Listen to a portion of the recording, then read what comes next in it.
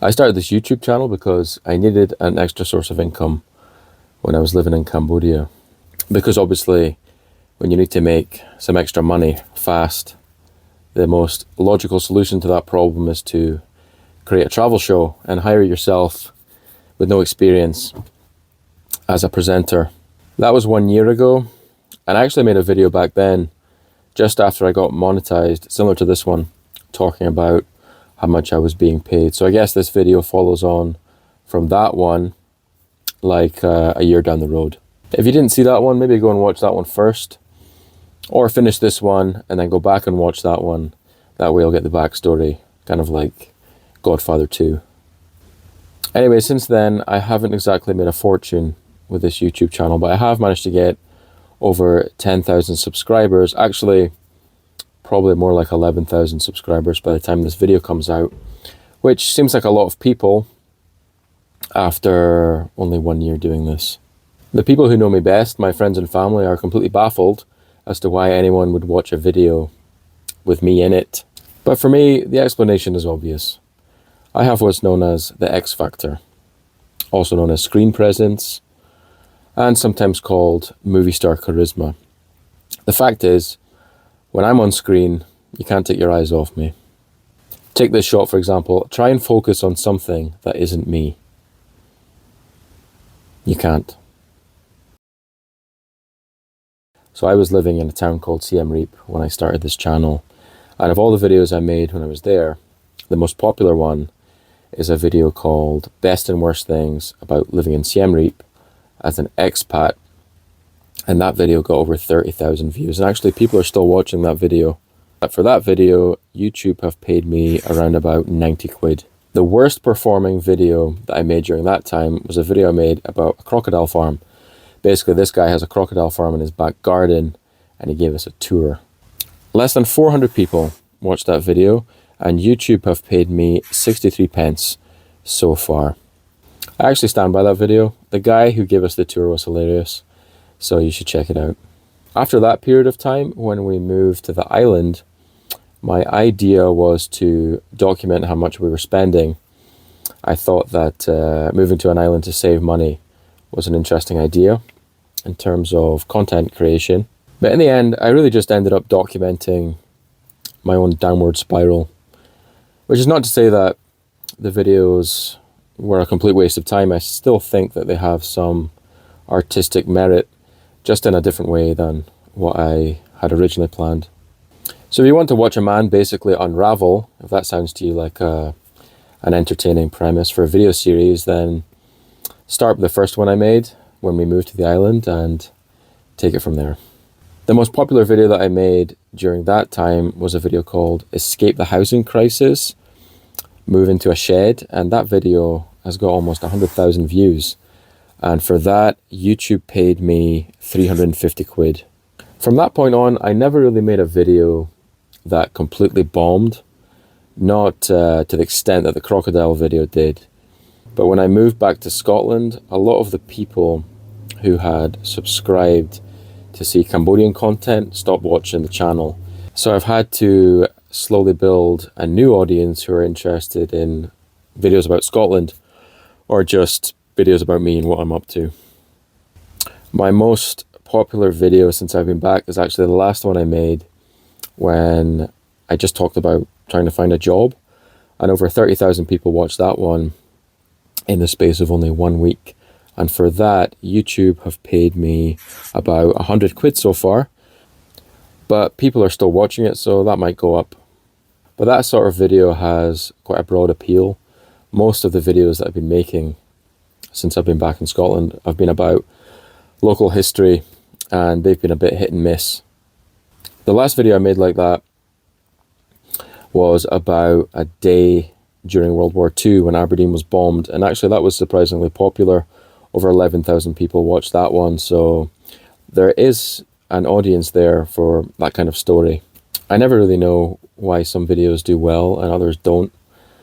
For that one, I assume that my special effects were so impressive that people told their family and friends about it. The demographic of my audience has changed a little bit since I started.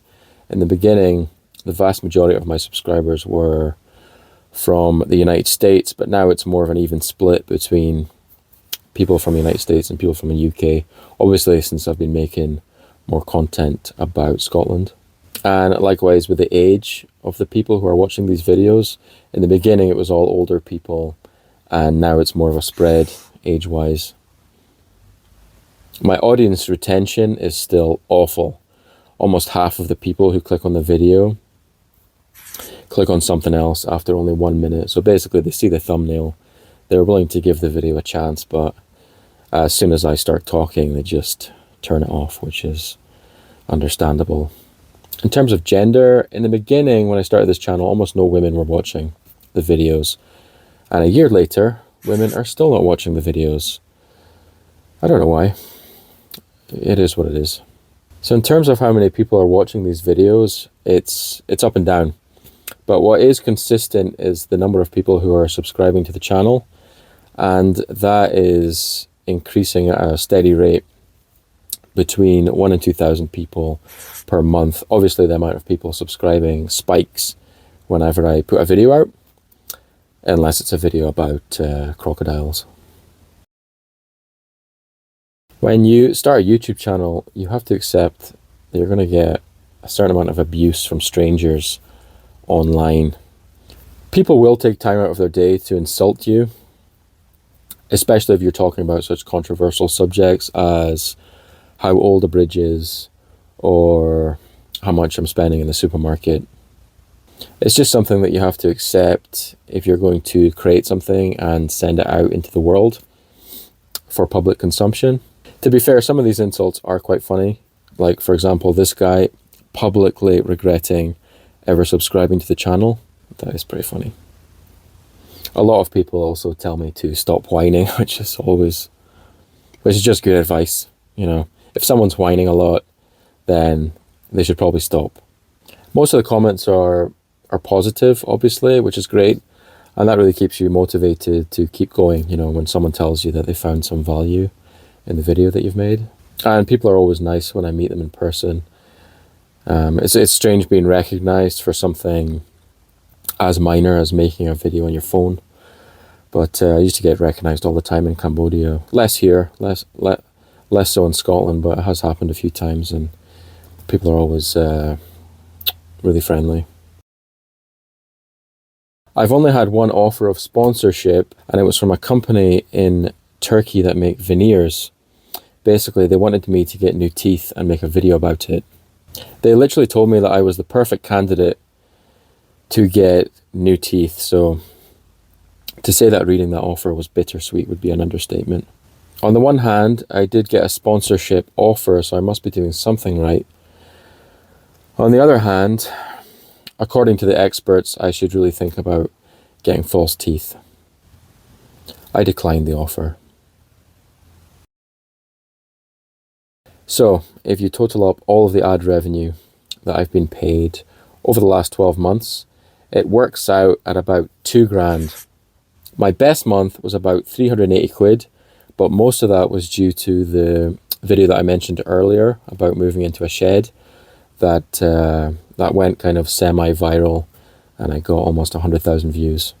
For this month, I'll probably get paid around 200 quid, but that is for only 2 videos. I haven't had the chance to make any more because I've been so busy with work. Looking to the future, I will really need some sort of sponsorship deal to make this channel financially viable. So that being said, here is a message to any potential sponsors who might be watching this video. I'm ready to sell out. In fact, I've been ready to sell out for quite some time. I am willing to advertise almost anything, and you'll be shocked by how little I will do this for. Make me an offer. Whatever it is that you have to sell, you won't believe how low I'm willing to stoop. My channel is growing, and I have no problem using my influence for evil. Just give me that chance.